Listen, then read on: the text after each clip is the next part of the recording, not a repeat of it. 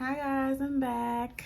I want to get into part 2 of my labor and delivery, bringing baby home / pregnancy during COVID story time.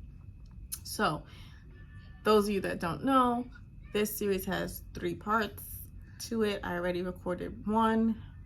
Those of you that have not seen part 1 yet, go back and watch part 1, which was my last video posted, and then come back to this video so that you guys are up to date on the story. Okay, so this is part 2 and we're gonna get into it.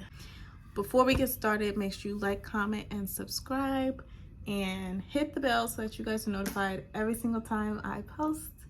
And so in the last video, I spoke all the way up until July, which was 2 weeks before my due date, when my job tried to have me come back to work, and I was like, I'm almost due and the baby can come at any moment. So from that part till now, now I'm going to be discussing up until the time that I started contracting and such, and then the moments of having her and that whole hospital experience. So Eva came 1 week early. My due dates kept changing between 2 dates, and turns out the first due date that they gave me, that's the date that she came. So the first one was right, basically.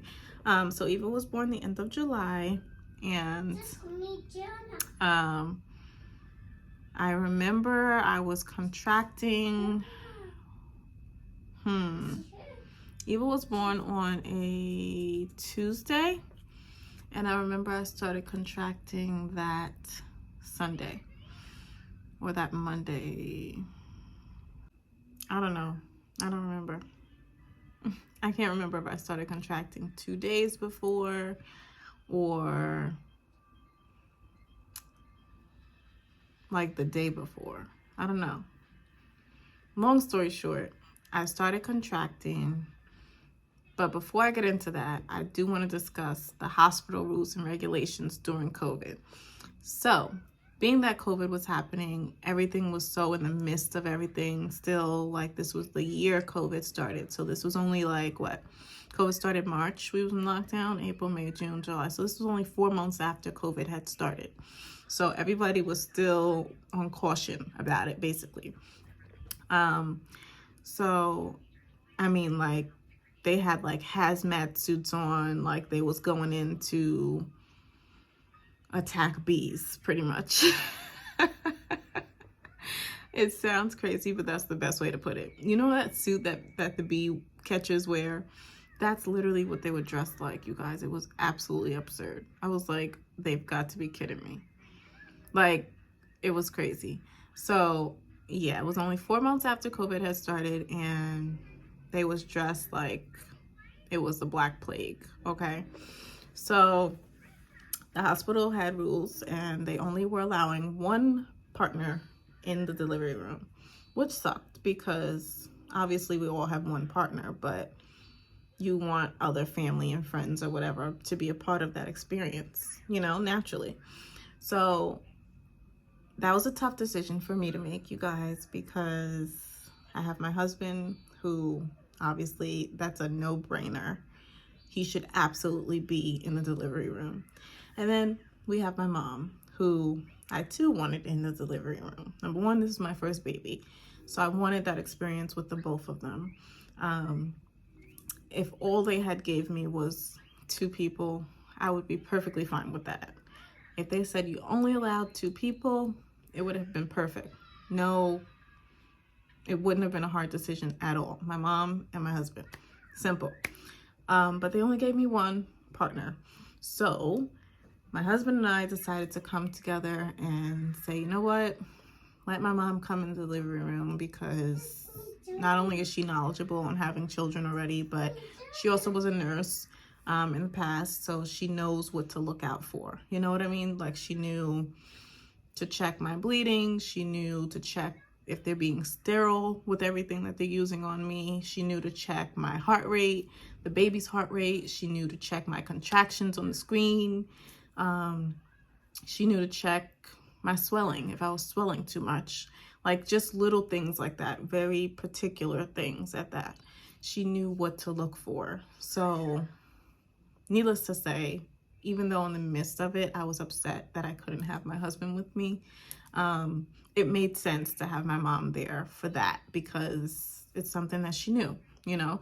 So we had to, you know, let her be there for that, and it worked out. I was happy that she was, because I knew nothing. You know, obviously I know to look out for certain things, and I know if my body isn't feeling right to say something, but I don't really know for real. You know what I mean? Like what to look out for specifically.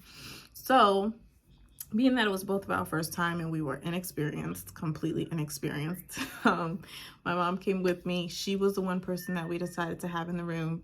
And next thing you know, I was packing my bags. I was, I think the night before she came, or 2 nights before she came, I went to stay with my mom because we didn't want my mom having to rush over to me when I'm in the middle of contractions and labor and water breaking and everything else. We didn't want it to be chaos in the middle of COVID while trying to rush to the hospital. That we didn't want that. So we wanted to already be there, situated, have our stuff packed, and already be together so that when it does happen, because we knew it was going to come within a day or two anyway, based off how I was feeling and based off of my cervix and what the doctor had been saying.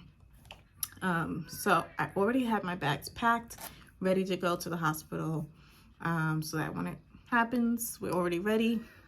And if we're not already there, we're on our way. That's another thing, guys. If you're first time pregnant and, you know, try to make sure you have everything packed and ready to go.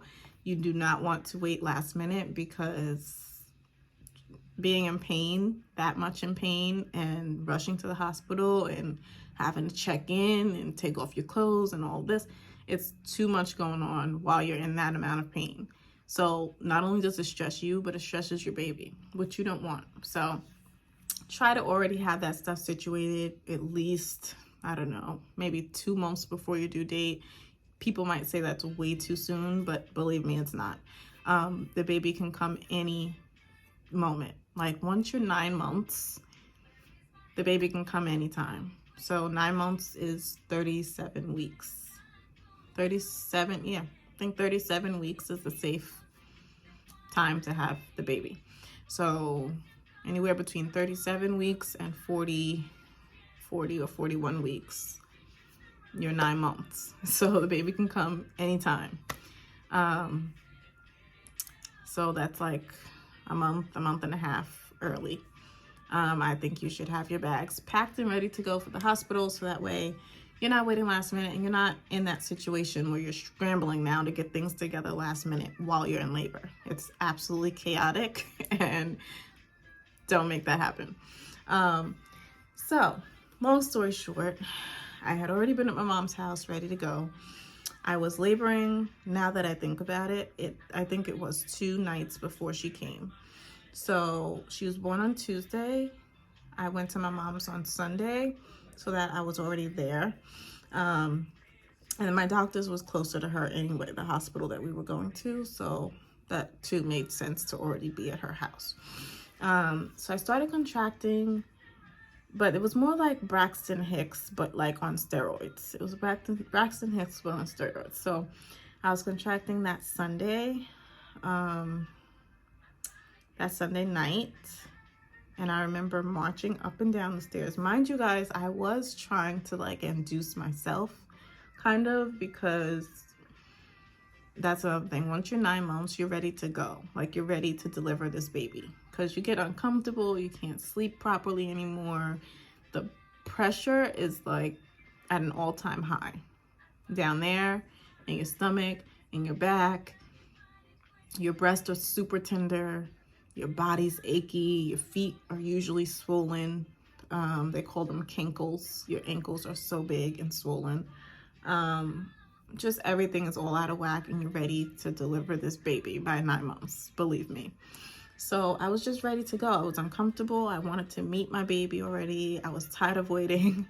So I tried to induce myself, and, you know, Long behold, after running up and down the stairs for about an hour with my sister, I started contracting. But it was more like Braxton Hicks because it wasn't back to back yet.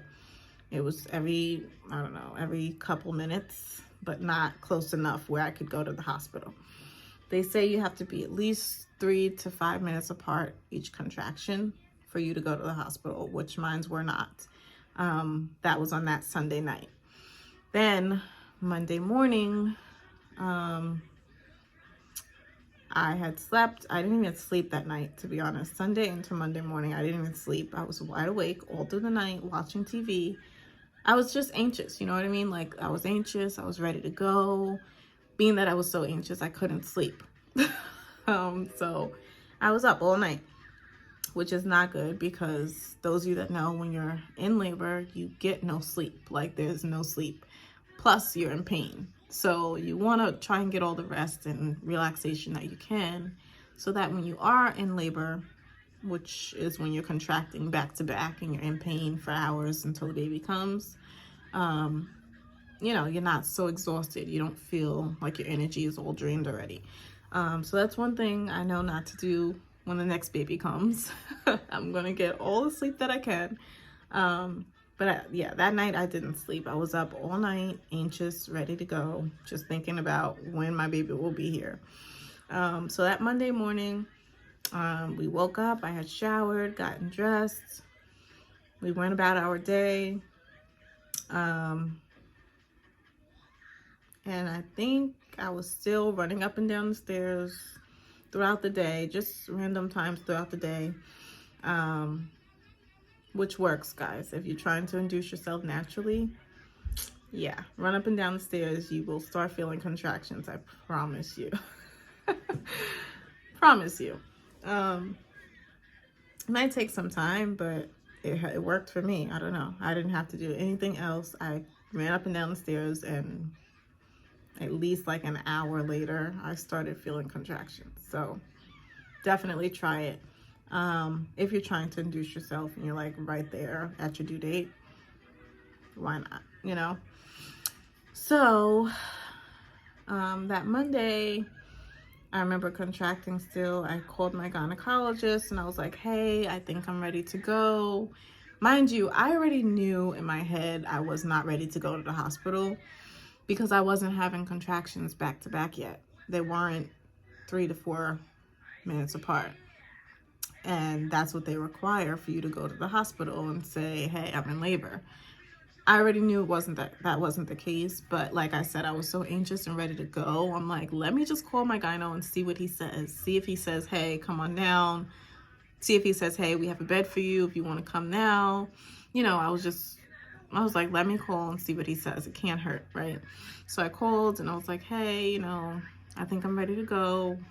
I've been contracting since yesterday. I'm still contracting this morning. He's like, right, but are they 3 to 5 minutes apart? I was like, nope.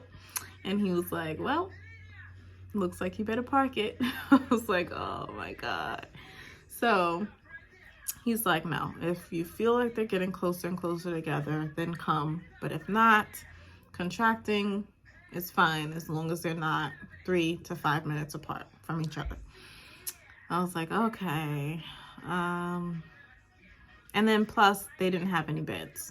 So I was like, what kind of hospital doesn't have any beds?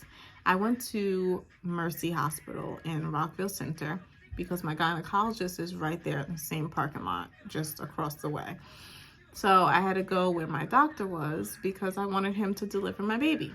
I ended up in Rockville Center, Mercy Hospital. And they didn't have any beds available when I called. They said they had, I think one doctor running the whole floor, which was hectic. Imagine a bunch of women in labor at the same time, and you have one doctor to deliver these babies. Girl, I was like, what? You have one doctor on the whole floor? It was like, yeah, one doctor for the whole labor and delivery. I said, that doesn't even make sense. So if a baby's coming in room 12 and you have a baby coming in room 20, what are you going to do? You can't split him in half and go to both rooms. Like, make it make sense. It doesn't make sense. I was like, well, I'm contracting. And then I started getting like impatient because they kept telling me no. They kept telling me wait. They kept telling me call back in 6 hours, call back tomorrow morning. Like, I mean, I must have called them like 3 times. It's like, hey, anything yet? No. Stay home, call back tomorrow morning, call back at 6. Mind you guys, I was calling hours ahead. Like, I was calling, like, say I called 7 in the morning. They would tell me to call back 6 at night. Like, look at that gap. That's a 12-hour day. You want penguins? Okay, one daughter's requesting my time.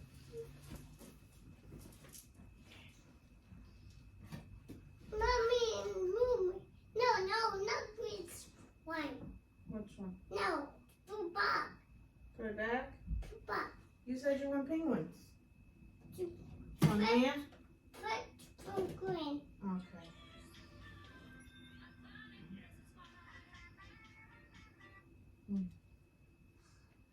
Thank you. You're welcome, babe. Sorry, guys. So yeah, they was having me call back like 12 hours later. And then I'll call back 12 hours later. Then they say call back 6 hours later. That is penguin. That is penguin's babe. Sorry, she likes happy feet, guys. So yeah, that was pissing me off because obviously I know my body and I know that I'm ready to go, basically. Even though my contractions wasn't as close as they wanted it to be, or as close as they required it to be, I felt like I should be at the hospital. Like, I want to be monitored through these contractions because they were so painful. And I was like, I don't want to sit home in pain when I could be at the hospital. And I also was so serious about having to rush to the hospital in pain. I didn't want to do that either. So I wanted to already be there too. You know what I mean? Just for my own comfort, especially as a first time experience for me. And they kept telling me no, wait, call back later, as if it was no big deal. I was like, well, what are you guys gonna do if somebody walks in off the street like, hey, I'm in labor? What do you guys do if you have no beds available and you have one doctor on the entire floor? Where are you gonna put them? Are you gonna turn them away? Are you gonna say, oh, we can't help you? What are you gonna do? That's unacceptable as a hospital to have one doctor run an entire labor and delivery floor and you have no beds available. I was like, what are you guys gonna do? Somebody just walks in. And the lady had the nerve to tell me, oh, we'll take them. So why can't you take me? I'm a patient, actually, of one of your doctors. So I was pissed off. Anywho, we waited till the next day. So now this is Monday night. Like, I don't know, it was probably past midnight at this point when I called back twice already in this one day. So I called back. I called 7 in the morning. Then again, they said call back like 6 hours later. Then I called back after midnight. So I called already 2 or 3 times this one day. Then they was like, you know what? Come at 7 tomorrow morning. So now this is Monday night. Oh, come at 7 tomorrow morning. Like, come at 7 in the morning and we'll admit you. And I was like, okay. And my gynecologist was pissing me off because he's like, why don't you just, if you don't want to come anyway, then just go to another hospital. If you feel like you can't wait, go to another hospital. And he was like, what? So you'd rather turn down your patient? Mind you, my gynecologist was my mom's doctor for 14 plus years. And then my mom sent me and my sister to him. And he's been my gynecologist since I was a teenager. So he's been, like, look at the family history. Mama. Yes? I want penguin. I put a penguin on. Why'd you turn it? Mama, what? I want penguin here. 1 second, guys. Okay. So, yeah, imagining a patient with that much family history, not only with me, but with my mom, with my sister, like many, many years of history with us. And how dare you rather lose a patient and lose delivering that baby and send us somewhere else because you're impatient and you're tired of me calling you. Like, how dare you? And that's what he did. So he pissed me off already from that. But I was like, I don't think I want to risk somebody else, like a doctor I don't even know. So I'm going to wait for him. I'm going to go back tomorrow morning at 7, like he said. And if they don't take me by then, though, I will go somewhere else because I was ready to go. Like, I was ready to go.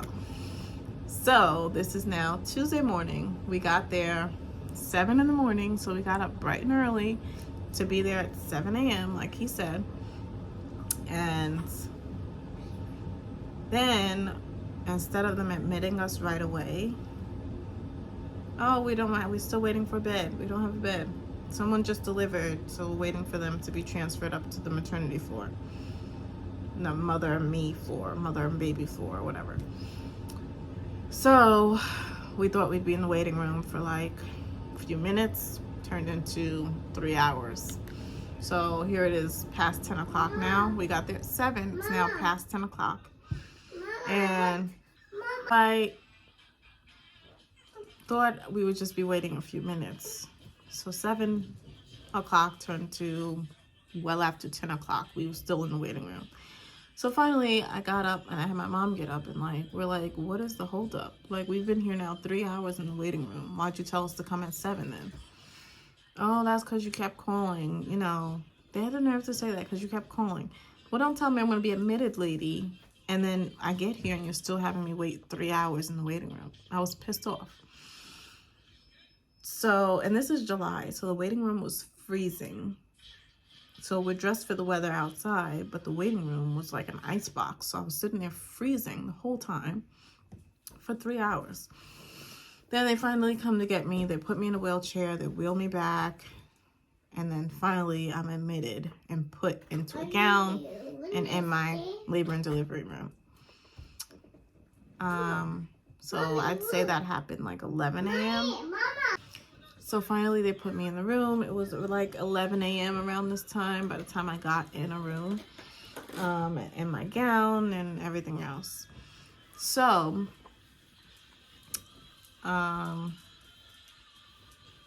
he had checked my cervix and he's like, wow, you're 100% effaced. That means like my lining of my uterus is completely thinned out.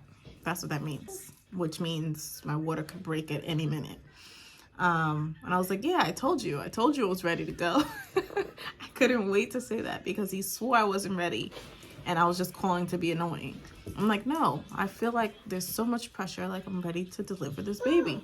Plus the contractions, you guys. So would you not go to the hospital?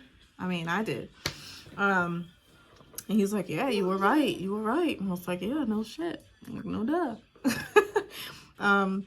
So I couldn't wait to say that to him because he thought I was lying and I was just calling to be annoying. And I'm like, no, I wasn't.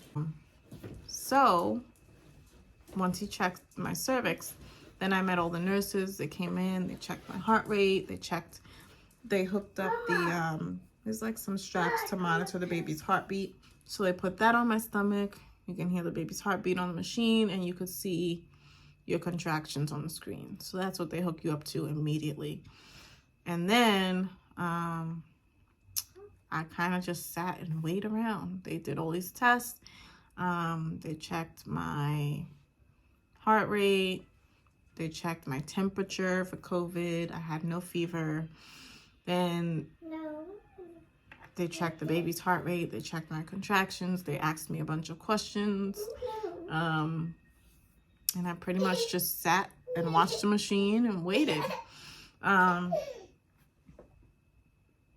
Oh, she's laughing. Sorry. I pretty much just sat and watched the machine and monitored my contractions and the baby. And then, boom. Then, you guys, you won't believe what they said. They had to give me a COVID test. Now, I had never gotten a COVID test my entire pregnancy because I was in the house. I didn't go anywhere. I didn't go to the mall. I didn't go out. I didn't take walks. I didn't do any of that because of COVID. I was so scared of getting COVID while pregnant. I did not want no parts of that, obviously. So I stayed in the house the entire time, literally, like indoors, like a caged animal.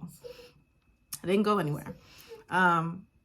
So here I am laying in this hospital bed in labor, just for them to tell me, oh, you need a COVID test. We're testing all the mothers or whatever. I was like, well, I know I don't have COVID, but if I did, what would it matter anyway? You still have to deliver my baby. So if I have COVID, so what? Like, I was, oh, well, just let us nurses know, to be cautious and to let us know that you have COVID. When we come in, we have our mask on and whatever.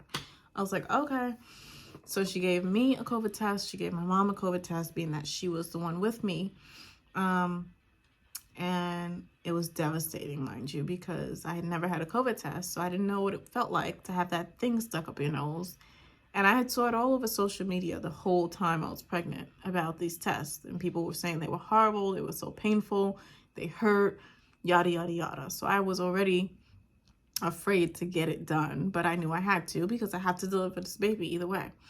And plus that, compared to the pain I was about to endure, I was not worried about that pain, trust me.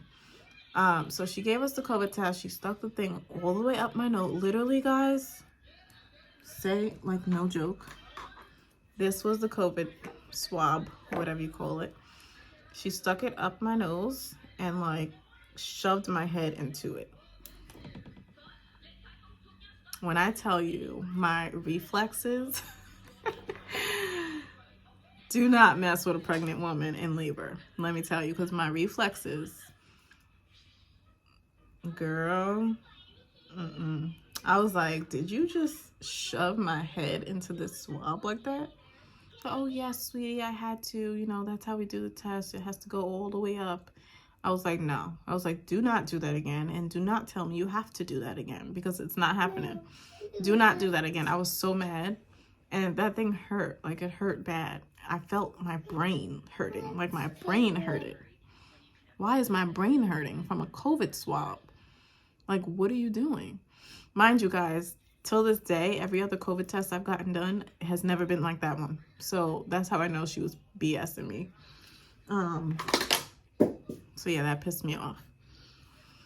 She shoved the thing so far up my nose, I felt it in my brain. So my eyes was watering, my eyes got bloodshot red, and I had tears coming down my face. I wasn't crying, but like it made me tear because it hurt so bad. So that was the COVID test. She comes back half an hour later, and she's like, your test came back positive. I was like, what? I was like, no, you're lying. I automatically thought she was lying. I was like, there's no way. I was like, I was in the house for 9 months. Like, you don't understand. I literally went nowhere. And you're telling me I have COVID right now. And I had no symptoms, you guys. No coughing, no headache, no fever, no cold, no nothing. No sneezes, no chills, none of that. Like, no symptoms at all. Not one. And she's like, yeah, you tested positive, but it came back asymptomatic, which means no symptoms. So that explains the no symptoms part. I was like, oh, well, okay. I was just like, okay. Because I felt fine. But I couldn't believe she said that at the same time. Mama, he was fake. Look at her, you guys. She's laying back there on the recliner. What's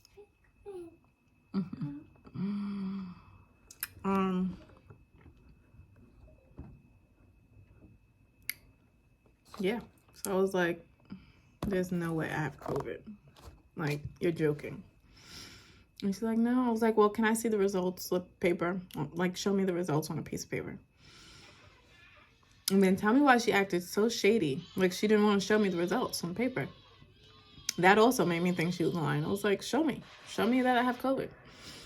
She literally fought tooth and nail, like, to not give us the results on paper. She's like, well, why? Why do you need them? She's like, you don't need them. What do you need it for? I was like, because we want to see it. We want to see what it says, what the test came out and what it said. So she went to get the paper, but she acted like she was protecting that test with everything she had. I was like, it's my results, so show me. Anyway, so that pissed me off, but I was like, whatever, I still got to deliver my baby. So COVID or not, you have to deliver my baby. She's like, yeah. So since then, guys, oh, and my mom tested negative, so she didn't have it, but I had it, which is weird because she was in my face the whole 9 months. Literally, like we were laying down together, we were watching movies in bed, you know, like mommy and daughter, first time pregnant. She was in my face all the time, which, you know, like the whole time watching movies and in each other's faces. She kissed me a lot, hugged me all the time. So I don't know how she didn't have it, but she didn't have it. Yes? You're welcome.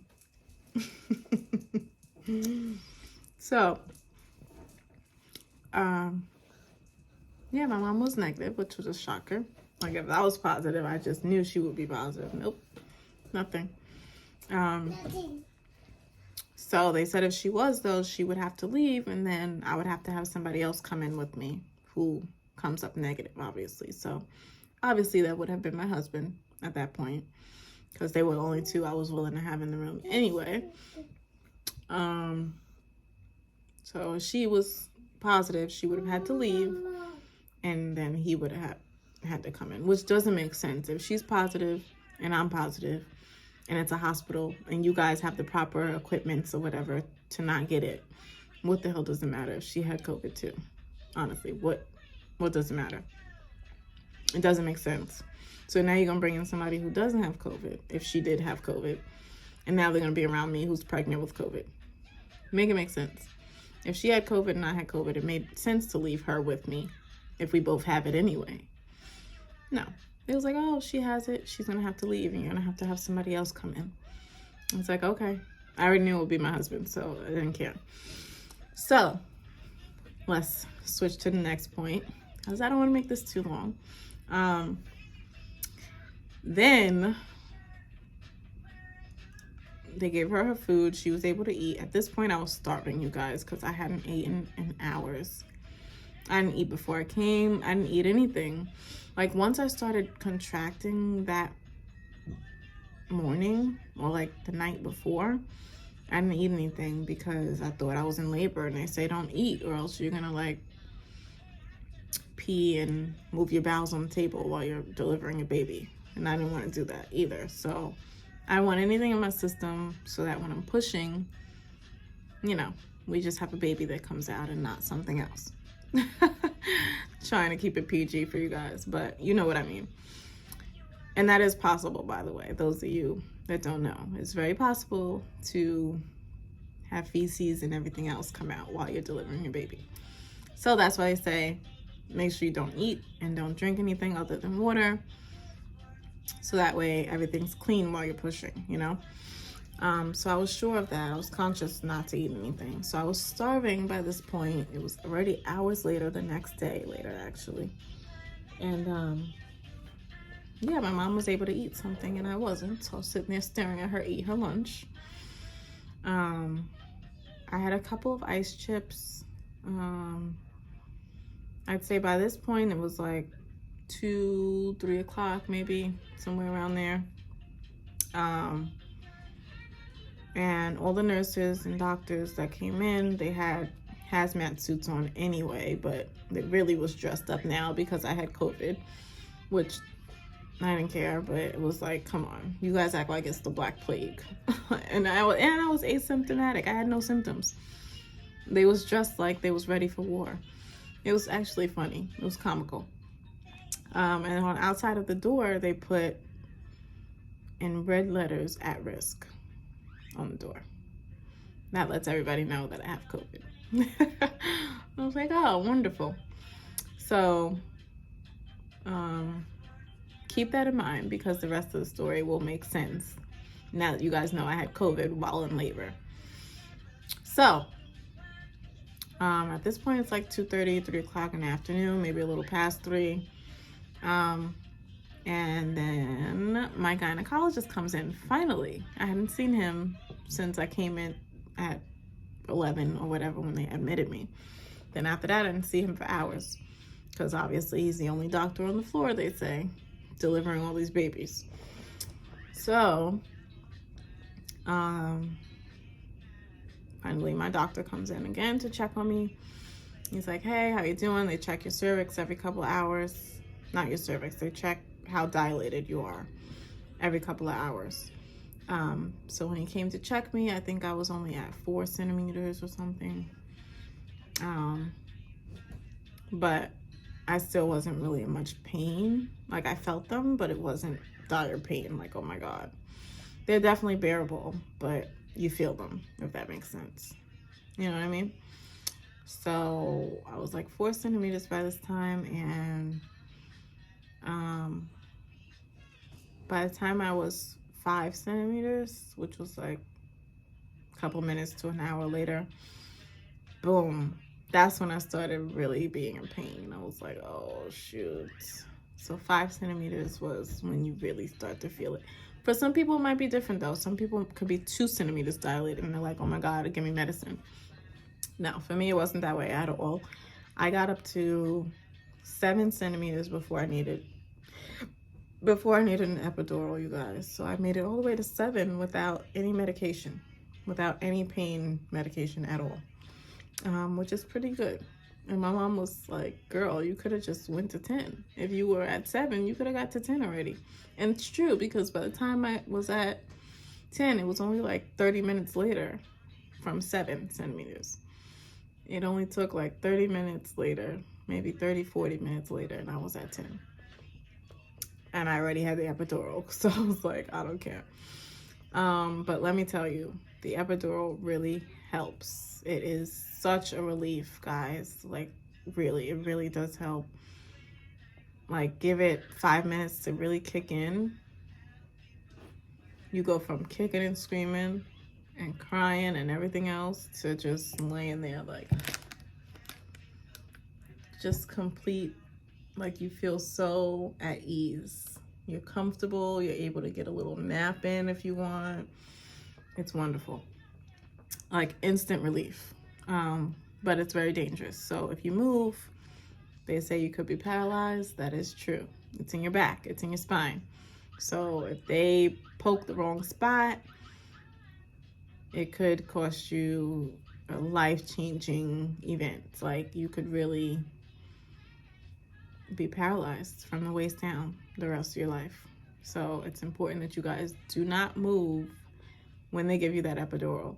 I was making sure I did not move. And if you're in the middle of a contraction before you're getting it done or while you're getting it done, just ask them that they stop for a minute so that your contraction can pass, and that way you have more control of sitting still. I actually had to do that. I was in the middle of a contraction while they were trying to give me the epidural. And I was like, please wait a minute. I'm contracting. Just hold on. And they did. They'll wait for you. So once it passed, you're able to sit and you're like, okay, hurry up. Give it to me. So that way, when the next one comes, you don't move. And I felt like instant relief. Like I said, like after 5 minutes, you're good. Good to go. They also give you a little button that you could push your own medication. Like, you can keep giving yourself more and more and more if you need it. I probably shouldn't be telling you guys that, but that was my experience. That's what I had. That's what I did. So they gave it to me. I was relieved. And then I think when I was at 9 centimeters, I pushed it again just to give myself an extra little kick before it's time to push, because I've heard horror stories like the epidural wearing off before you're pushing, or while you're pushing, it's already wearing off. And girl, I did not want to experience that. So I was like, you know what? Before they take this out, let me push some more up in my system to make sure this thing does not wear off. And I was good. I was straight. So by the time they got to 10 centimeters dilated and they took it out, I was completely numb. I didn't feel anything. So let me fast forward, because this video is going on an hour long and I don't want to make it too long. But like I said, this part would be the more juicier video. So part 2 is going to be a lot longer than part 1 and part 3. So bear with me, guys. Almost there.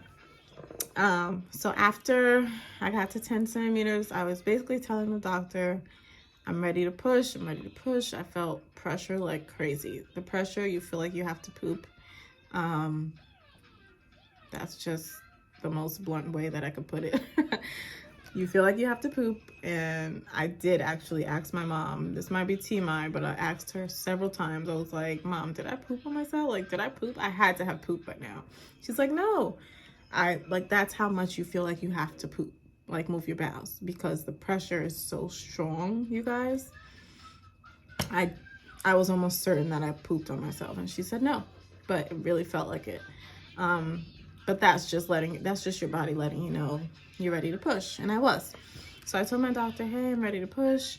Mind you, my gynecologist only kept popping in like once or twice. Like, he only popped in, I think, twice the whole time I was in labor, that whole day. But that's because he had the whole floor to attend to, so whatever. But that's just so you know, most of you will not see your gynecologist with you the whole time. They will only pop in like twice. So I was telling the nurses to let him know I'm ready to push. They was like, no, not yet. You know, you just was 7 centimeters. I was like, no, I'm ready to push now. Like, I know I'm ready to push. It was like, really? It's like, let me check. Let's check you again. But I don't think you're ready. It was just 7 centimeters. Baby, when they checked me, I was at 10. Literally, I told you I went from 7 to 10 centimeters in like 30 minutes. Like, it flew by. That last little 3 centimeters went by so fast, you guys. Unexpectedly, by the way. I thought 7 centimeters, I still had a couple hours to go. No, baby. That baby was ready to come, girl. My doctor was shocked. He was like, wow, that was fast. The next thing you know, I hear him telling his little team, he's like, go get my boots, guys. Go get my boots. I'm ready. So I guess he has like these little surgical boots to put on. But yeah, I was ready to go. They was like, oh, wow, she is ready to push. You're at 10. I was like, yeah, I told you. No duh. So that's one thing about it. You definitely know your body. You know when you're ready to go.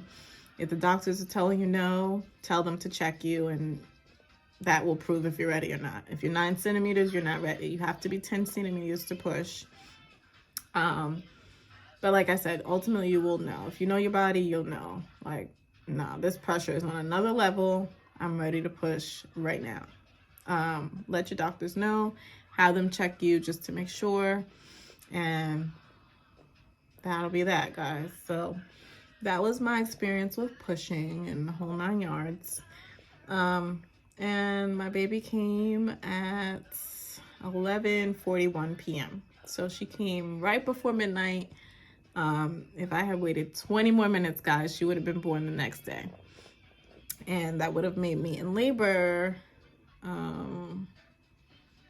like over 24 hours. So my total amount of labor time was, I think, 12 hours to be exact. Yeah, I think it was like 12 hours because she was born 11:41. I had been laboring since the night before that. So it was like 12 hours. 12, 24, 24 hours. Yeah, it was like a full day, like 24 hours. But I don't know, it depends on what you count as labor. Like, some people count like in the beginning I was having contractions, but they weren't close enough. So to me, that wasn't really labor. It really starts when your contractions are back to back. That's when you start like, hey, I'm in labor right now. So if I go based off of that, it was only like 11, 12 hours. If I go based off when I started contracting in general, then it was like 24 hours. But I still think that's pretty good, guys. It's a first child, you know. Usually it takes like a lot longer for your first one anyway. Mama. Yeah. Yeah, she came at 11:41 p.m. I think I did a couple pushes. I pushed for about like 40 minutes total. And then she came popping out. And she was just so beautiful. She latched right on. So I did breastfeed very long. She's 2. I breastfed till she was 1.5 years. So not too long ago, she stopped breastfeeding. Literally. She breastfed for 1.5 years, guys. Here, babe. Thank you. You're welcome. And she loved it. She was super attached. But that's another story time. Breastfeeding and bringing baby home will be part 3. I do want to get into like my hospital experience as far as after the baby came and they bring you up to the mommy and baby floor. Really quick, I'm gonna wrap it up because this is going on an hour-long video, guys. And I don't want to have you guys sitting too long, and I don't want to bore you. But it's very informative, a lot of information. So after I had her, there was a lot of bleeding, obviously. That's expected. You just pushed out a whole human being. So a lot of bleeding. Those of you that have weak stomachs and, you know, you can't really listen to gory things, switch to, I don't know, a few minutes out of this video because I will be in detail talking about my bleeding and my experience with that once they transferred me to the 2nd floor. So my bleeding was out of control. I was bleeding a lot. My swelling was bad. My feet were huge. If I can, I'm going to insert a picture of my feet here. This is the day I came home. They had been 10 times worse from when I was in the hospital. But the doctor said it's completely normal. Just keep them elevated and it'll go down eventually. I think my feet stayed like that for like a week. So imagine your feet like 3 times the size for a week. It was very painful. So yeah, my feet were swollen for like a week after I gave birth. And when I tell you guys I couldn't walk, like I needed a wheelchair. But they say try to walk, try to circulate, you know, the blood or whatever. That way it helps the swelling go down. So back to the room. When I was in the room, I stayed 2 nights in the hospital. They tried to keep me for 3 and I was like, send me home. So I stayed for 2 nights after I gave birth. And that was only because my feet were so swollen I could barely walk. Plus, she teared me. So I had a, what is it called? I was going to say a hysterectomy. No, I had a episiotomy. That's what it's called. I had an episiotomy where once you teared, they have to stitch you back up. So I only had a few stitches, but that also was very painful. And for the ladies out there, if you don't have the epidural and you get an episiotomy, just pray. That's all I could tell you. Pray, because that pain, oh my God, I can't imagine. If I didn't have the epidural, I would have felt every stitch. Mama. Yes. If I didn't have an epidural, you guys, I would have felt that pain. So I'm glad also for that part of it.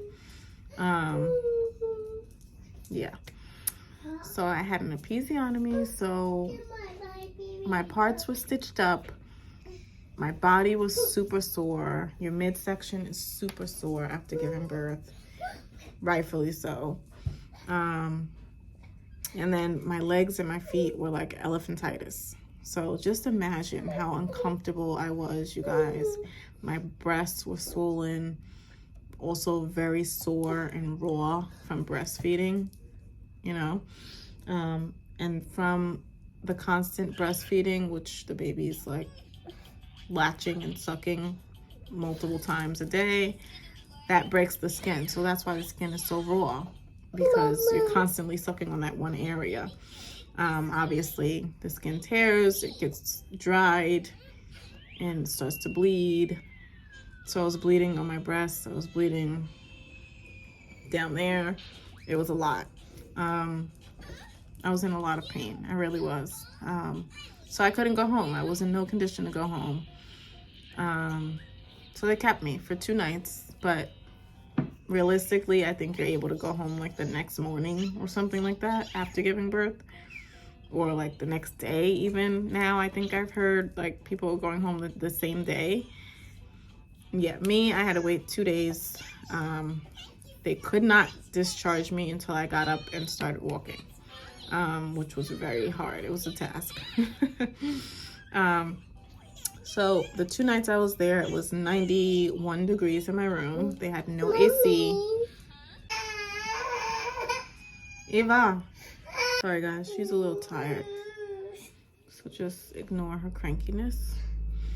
I'm gonna try and speed this up. So there's just so much information to squeeze into one video, so I'm trying to hurry up. Sorry you guys. I don't want to bore you, but they couldn't discharge me until I got up and walking on my own, which took a while. Not gonna lie, it was very painful. It was hard to even move. Stitches alone made it hard to move. So now imagine stitches plus your feet and your legs swollen 3 times the size, plus your breasts and boobs swollen, plus your midsection super sore. Just imagine, I was completely out of order.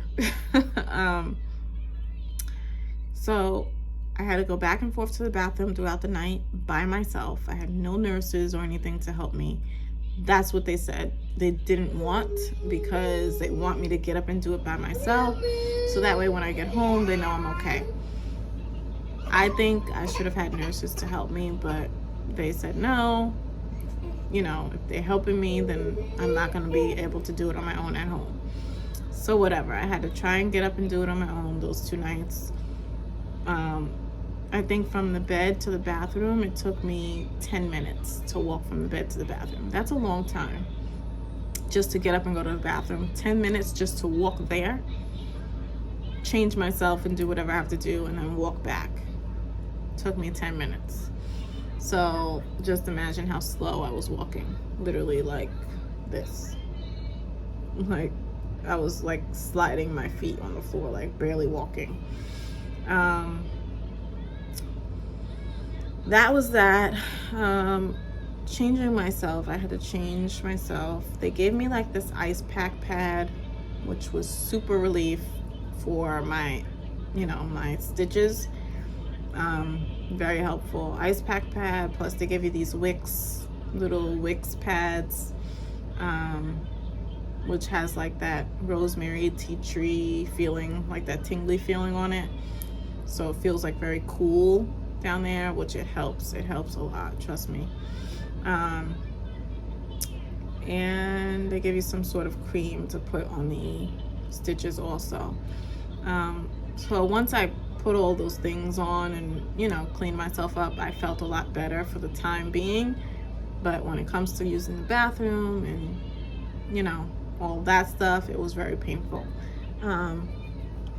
So my bleeding, my mom was monitoring my bleeding because they weren't doing it as often as they should have. Guys, I literally could have hemorrhaged and they wouldn't have known. I probably was hemorrhaging and they didn't know. But thank God for my mom's knowledge, because she was able to say, hey, something's not right. You're losing way too much blood. Let's get your gynecologist in here and see what they say, and, you know, to have him monitor and see what's going on. I was losing a lot of blood, guys, a lot. There was blood on my bed sheets. The nurses didn't even change my bed sheets. They had the sheets left on the cart or left outside the door for my mom to change the sheets. My mom doesn't work there. My mom is not getting a paycheck from you guys. My mom is not a nurse anymore. Why does she need to change the sheets? What if she knew nothing? Thank God she knew what she knew, but what if she knew absolutely nothing? You guys expect her to do it all because you guys don't want to come in the room? Mind you, this was all because I had COVID. Not only was it in the midst of COVID, like in general, but I had COVID, so they were acting like they didn't even want to be near me, which is crazy because you're getting paid to do this. Whether I have COVID or not, you guys should be attentive like you would be attentive to anybody else. So that pissed me off as well. My food, I had to ask to eat after having a baby. Mind you, I went hours without eating. It had to be well over 24 hours that I had nothing in my system at all. So not only am I hungry, the baby was hungry all that time until I delivered her. But thank God I was able to give her breast milk right away. I was starving, so I had to say, like, hey, can I get something to eat? Are you guys gonna give me something? Like, I haven't eaten in hours. They're like, oh, well, the kitchen's closed right now, because I had her late. I had her 11:41. By the time we got upstairs, it was well after midnight. And they're like, oh, the kitchen's closed right now. I was like, well, you got to give me something. I'm not going to sit here and say, like, what do you do for the parents who just delivered a baby in the middle of the night? You're going to tell them they have nothing to eat? That's crazy.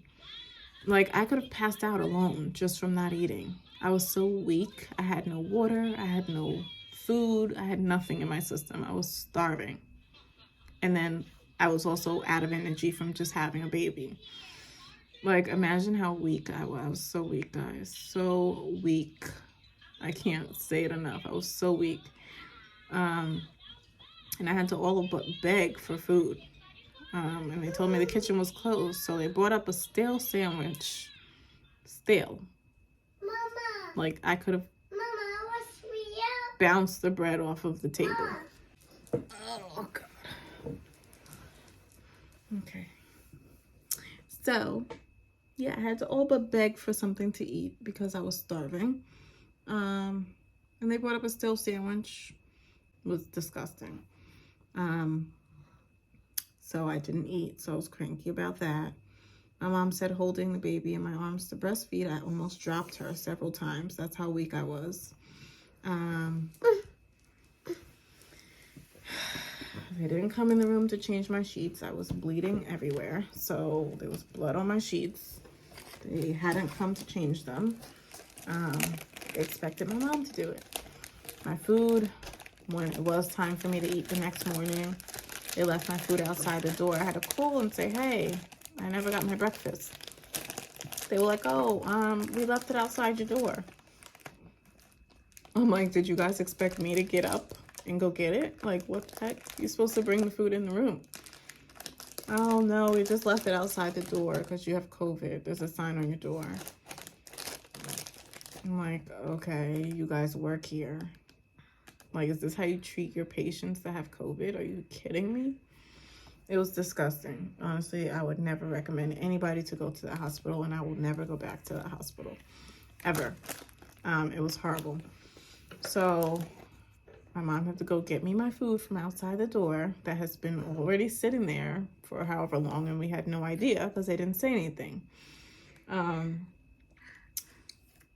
She had to try and change my sheets because they wouldn't come in to change them. She had to try and help take care of me and the baby because I was out of whack, and the baby obviously, hey, don't do that. Sorry guys, don't do that. Eva, eat. So my mom was like taking care of me and the baby while we were there because I could barely move. I couldn't do much of anything. It was horrible.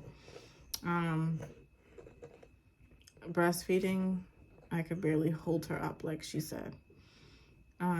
That shows you how weak I was. What else? The room was 90 something degrees. It was the middle of July, so imagine how hot it was. It was so hot. We were on the top floor of the hospital, so that alone is obviously heat rises, you know. And we kept telling them, turn on the air. Oh, we're gonna turn it on, we're gonna turn it on. They must have said that 5 different times, you guys. Still no heat, still no AC came on. So then finally we spoke to an upper person, like, hey, we were asking all your staff to turn on the air and nobody's done it yet. We're sweating bullets up here. Like, I think, I couldn't even put on the pajamas I packed in my bag. I had to sleep in the hospital gown that I delivered the baby in because it was that hot. Like, I couldn't even put on clothes and I still was sweating. It was ridiculous. And then they told us, oh, don't crack the windows. We're not allowed to crack the windows, but you have us closed in the room. They had my door closed because I had COVID. And we're on the top floor and it's the middle of July and telling us don't crack a window either. So you got to give us something, a fan, something. Then we found out the AC is broken. That's why nobody cut it on yet. Well, why didn't you say that? Switch us and put us in another room that one works then. The AC turned out not to be broken when we spoke to the supervisor. They just didn't want to move on us into another room that had air because they didn't want to cut it on. They didn't want anything circulating. So with COVID flying around the way it was, they didn't want anything flying, you know, like circulating through the building. So air, heat, windows open, whatever. They didn't want any of that on because it's spreading germs. So that's why they didn't cut on the AC. So we were just in heat for 2 days, overnight and during the day, 91 degrees in that room. And then he's like, oh, well, your insurance allows you to stay one more night. Would you like to stay one more night? I was like, no, absolutely not. Send me home. So we went home 2 days later. That morning, I was out of there, guys. I was like, take me home. So based on the story that I just told, you guys could see that aside from having my baby and being so excited to deliver her, I had a horrible experience. Mama, It was absolutely horrible. I wouldn't recommend it to anybody ever. It was just horrible.